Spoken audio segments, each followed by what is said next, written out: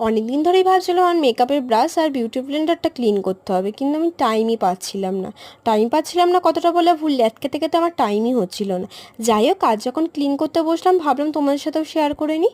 এখানে আমি ফুটন্ত গরম জল নিয়ে নিয়েছি 1 বাটি। এর মধ্যে আমি 2 চামচ পরিমাণ শ্যাম্পু দিয়ে দিচ্ছি। এখানে তোমরা যে কোনো ব্র্যান্ডেরই শ্যাম্পু ইউজ করতে পারো। আর তোমরা শ্যাম্পুর পরিমাপটা এখানে ব্রাশের পরিমাপ বা ব্রাশটা কত নোংরা হয়েছে বা বিউটি ব্লেন্ডারটা কতটা নোংরা হয়েছে সেই পরিমাপে তোমরা কমিয়ে বাড়িয়ে নিতে পারো। এবার জলটা যেহেতু গরম, তাই আমি চামচে করে ভালোভাবে ফেনা করে নিলাম। এবার ব্রাশ আর বিউটি ব্লেন্ডারটা জলের মধ্যে দিয়ে দিলাম।